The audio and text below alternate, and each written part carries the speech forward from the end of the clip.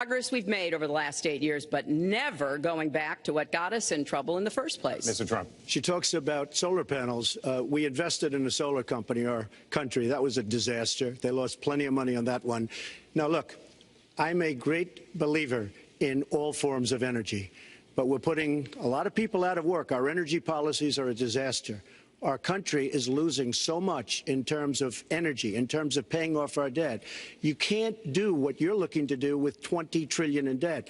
The Obama administration, from the time they've come in, is over 230 years worth of debt, and he's topped it. He's doubled it in a course of almost 8 years, 7.5 years to be semi-exact. So I will tell you this.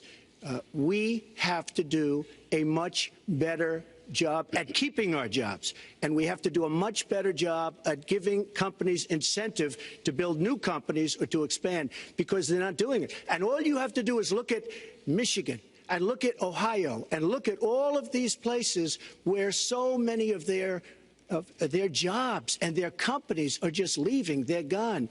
And Hillary, I just ask you this. You've been doing this for 30 years. Why are you just thinking about these solutions right now? For 30 years you've been doing it, and now you're just starting to think of solutions. Well, actually, I will bring back jobs.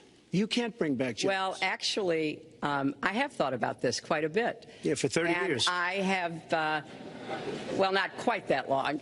I think my husband did a pretty good job in the 1990s. I think a lot about what worked and how we can make it work again. Well, he approved 3 million NAFTA. new jobs, He approved a balanced NAFTA, budget, which is the single worst trade deal ever approved in this country. Incomes went up for everybody. Manufacturing jobs went up also in the 1990s, if we're actually going to look at the facts. When I was in the Senate, I had a number of trade deals that came before me, and I held them all to the same test. Will they create jobs in America? Will they raise incomes in America?